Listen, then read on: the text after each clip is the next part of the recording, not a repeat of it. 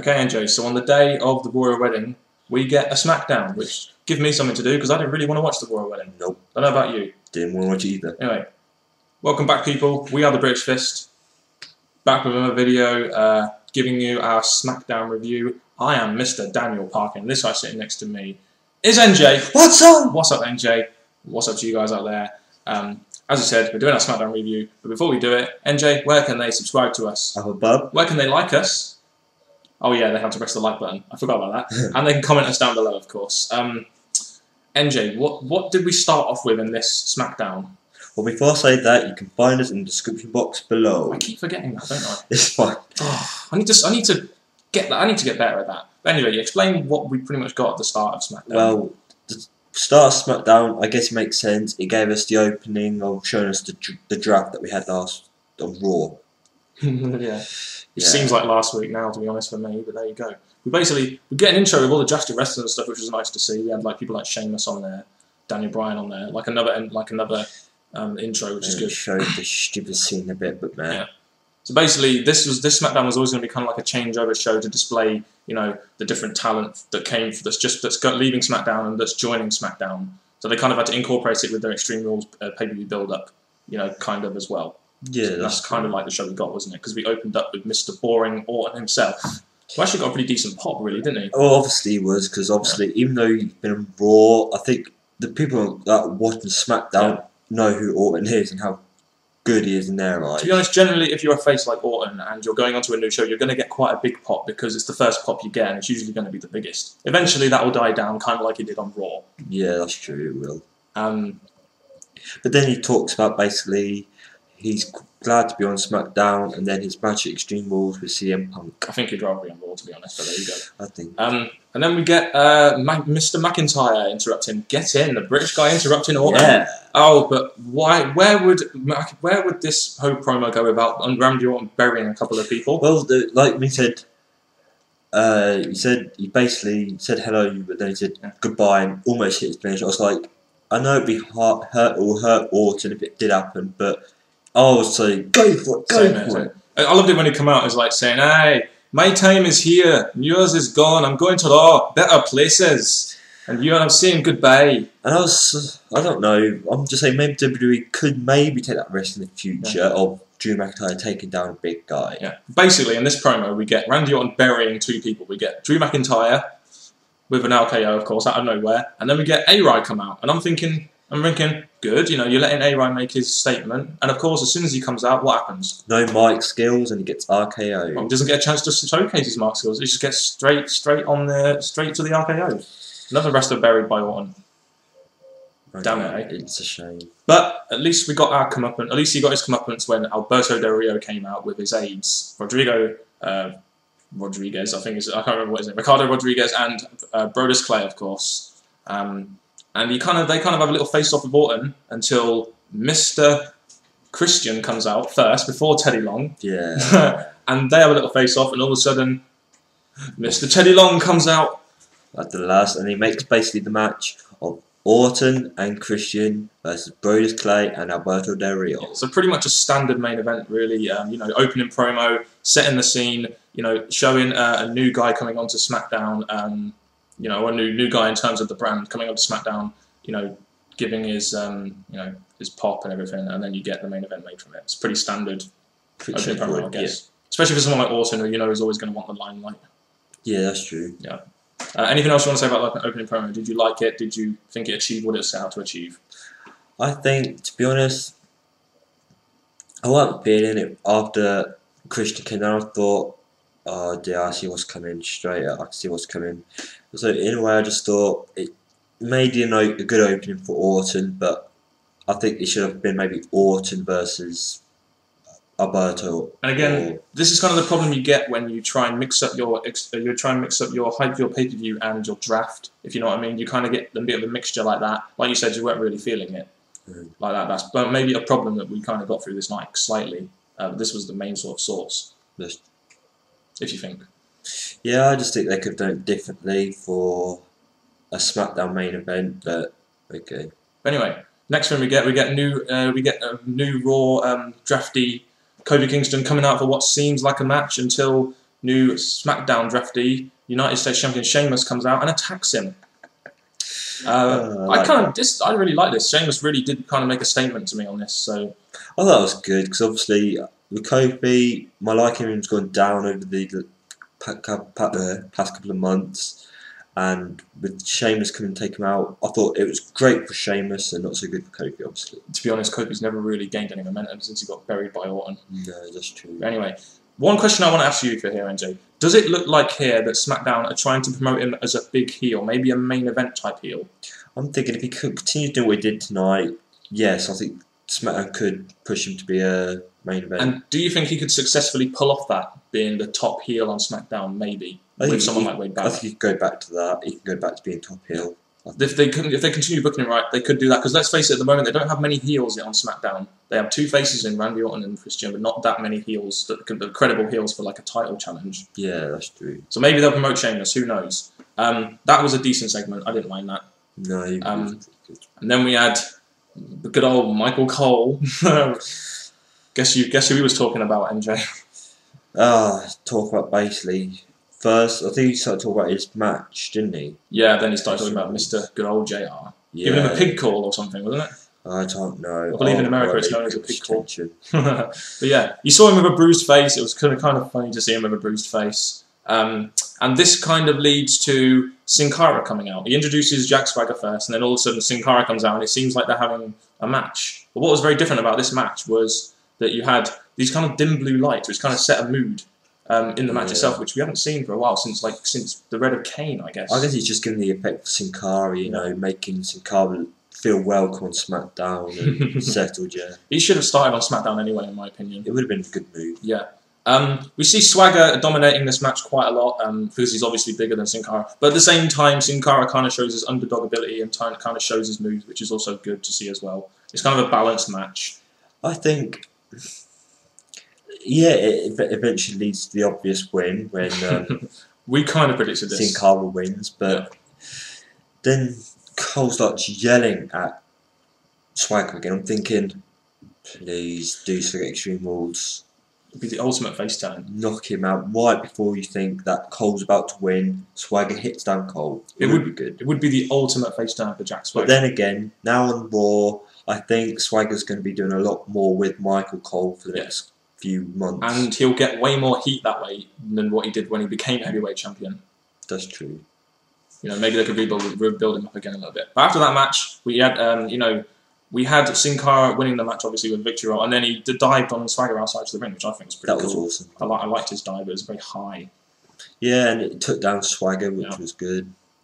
Right, next up we get, of course, the Tag Team Championship match with none other than Kane, who's on SmackDown, and Big Show, who is on Raw. But they seem to be getting along fine, so let's not let this brand thing separate tag teams, eh? No, and to be honest, for this match, I was really liking it, because obviously, not just because he's one of my favourite wrestlers, Kane, but overall you see Justin Gabriel and he's getting really angry that they're falling out and because of their loss, so they really got taken down Big Show. Well, on their entrance, they were sort of disagreeing a lot, but in the match they seem to team up quite well. Taking their frustration out. Yeah.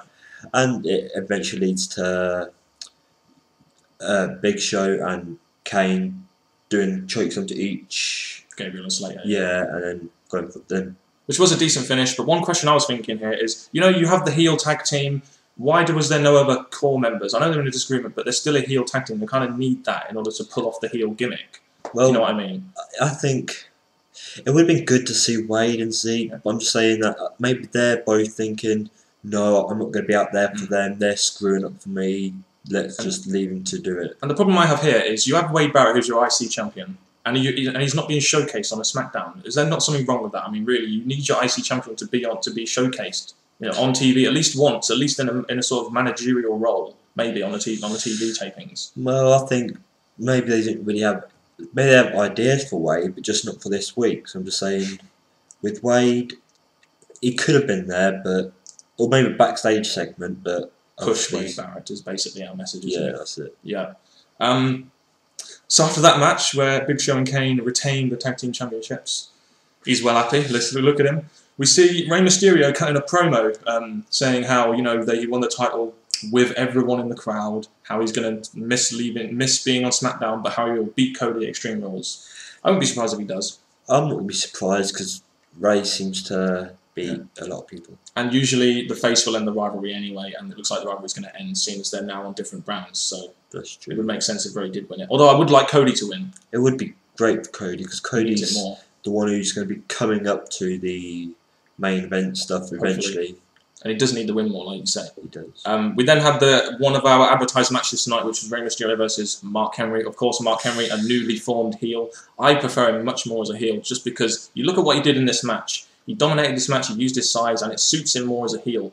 Would you agree with me there? I can remember back when he was doing his old stuff before he turned to this happy guy. When he was in matches with Undertaker. Yeah, and all that. You could actually see how much of a heel and how much of a strong guy he was. Yeah. So I'm saying when it comes to this match, I'm saying dominate Ray, please. That's what I want to see. And he did. Until, well, the end. Yeah, you saw Ray starting to get like, oh no, Mark Henry's about to beat me, I better beat him instead. And that's what he basically does. Yeah. But luckily he didn't get the pinfall because out came Cody. Yeah, I know you don't like Cody Rhodes' gimmick, but you've got to admit he is making a big impact on SmackDown. But he saved that match for me because obviously Ray would have won. Yeah, but one thing I do want to ask you about is, do you think Mark Henry could become a big heel, or do you reckon he's just going to be a mid-card heel? I think over the next couple of weeks, you'll start to see him do what we want to see him do, which is heel-like things and dominate. But I can't really see him getting too high in the WWE. I mean, he has had it. His time was like 5 or 6 years ago if he was going to do that. So I guess it would make sense if WWE to keep him in the mid card. I don't really want to see him in the main event scene, if you know what I mean. Even though they are lacking heels, like I said earlier in the show. Yeah. We get of course, yeah. After the match, we get the whole attack with Cody Rhodes. They go to the crowd, and then Mark Henry does his world's strongest slam, and then what did Cody Rhodes do, which was so awesome? Put up one of those bags again over Ray's head. I loved it. I didn't like it when he did that at first, but I kind of, looking back at it, I now really like what he did there. It's kind of got a lot of symbolism in it, which is good. But after this video, I think I'm going to look on eBay for one of those. You don't need one, MJ. No. Buy one from me. I might need one. Well, anyway, joking aside, decent match, decent promo, and more hype for their match at Extreme Rules, which will be pretty good, I hope. I think, as it's their last one, they're going to try and put on a good show for us, I'm hoping. But Ray probably win. Yeah, wish I didn't say that. We then have Michelle McCool versus Layla. And by the way, people out there, Layla, I think, is from United Kingdom. So we're supporting Layla, right? We are, but sadly, the aftermatch is the thing that I'm thinking maybe our support for Layla might die. The thing is, the match itself was just a scrap match. It was just, a match which, take the frustration out of each other, basically. Precisely. And then after the match, we get the announcement that Layla, Layla wants a match with Michelle McCool at Extreme Rules. And that it will be, weirdly, we thought it would be a loser leaves SmackDown match from the news we've seen, but apparently it's a loser leaves WWE match. We're going to lose another diva. Yeah. If anyone's going to lose that match, it'll probably be Layla, unfortunately. I know you're sad. I'm taking a moment of silence here because it's sad. You can have your moment of silence while I just do the next bit then, shall I? Yes. We're very sad about that at the British Fest, by the way, everybody. But the next thing we got was a Christian interview backstage, where he basically reflects on his career and is wondering if he can fulfill his potential. To be honest with you, now that Alberto Del Rio is on Raw, I think he will fulfill his potential and win the World Heavyweight Championship at Extreme Rules, if I'm honest. I think that's the only way really WWE can do it. I think with Edge out the way also, we need to start to see other wrestlers starting to become good on mic, good in the ring, up in the main event scene. So Christian is definitely going to be one of them. Christian's definitely got that, hasn't he? He's got the mic skills, he's over with the crowd, he's got the wrestling skills, so why not push him to the next level of the main event, which he's never really been before. He's never been at that level, has he? Well, probably ECW. And TNA, but we won't go there. No. Alright then. So we get the main event match itself, which was Christian and Mr. Boring Randy Orton versus Alberto Del Rio and Brodus Clay! I like what I did there. That's pretty much him. And the thing is, this match, we haven't made much notes about this, basically because the same thing happened at the end of this match. Just like the beginning of SmackDown, Orton does his RKO out of nowhere. And I don't know, at least it was to Brodus, not Alberto, because if it did to Alberto, I'm thinking Alberto's one of the ones to look out for. He's the one who are going to become a strong part of SmackDown. But Brodus, he's basically going to disappear over the next couple of months, or weeks, or days. Yeah, sorry, I just woke up. That's fine. It wasn't you that was boring me, it was Orton's RKO out of nowhere that bored me. True. But yeah, the match went on for a decent amount of time. I mean, it had enough time to tell a story, and I believe it did kind of tell a story, but the unusual is it was mixed up between, you know, the draft and the main event, and, you know, Extreme Rules match between Christian and Del Rio, and it kind of just got lost in the story a little bit. Do you know what I mean? Yeah, and plus, I didn't learn much from that match, just that they're trying to save Alberto more than Brodus, and yeah. Well, it makes sense to make your heel, you know, not be pinned in a match where you could potentially look weak. They've got to make him look strong. They've got to make both Christian and Del Rio look strong going into the pay-per-view, which is probably why they did it that way. Yeah. Would you agree? That's true. Okay. So after that, that was our main event of the evening. Went on for about 10 minutes. It was a pretty decent match. But overall thoughts of SmackDown were that it was pretty average. I thought it would be a little bit better with the whole draft thing coming in, but not too much happened, really, did it? No, well, the way we discussed before, I think this week was just a nice roundup of the draft, just so you could see the wrestlers. I think next week is when it all starts. You'll see the wrestlers who weren't getting on SmackDown or weren't getting the matches will start, I think. The main thing is they highlighted some of their draft picks, and they also hyped up most of their matches for the Extreme Rules pay-per-view, which was good. I guess they've achieved it in that kind of sense. Yeah. We didn't see Wade Barrett, who's your IC champion. We didn't see Zeke or Daniel Bryan or anyone like that. But a pretty average SmackDown. Yeah, it's fair to say. That's true. Now it's leaving us ready for Extreme Rules, and then following on to next. Look forward to our Extreme Rules preview, by the way, which will be up on Saturday, we believe. That is true. Yep. Okay then. So that's pretty much been our thoughts on SmackDown. What do you guys think about SmackDown? Make sure you leave your comments and thoughts in the comment section below. That's pretty much been it from us today, isn't it? On this lovely Royal Wedding Day, which I didn't watch. No. Happy Royal Wedding Day, everybody, and Bank Holiday. Thank you very much for watching, and goodbye.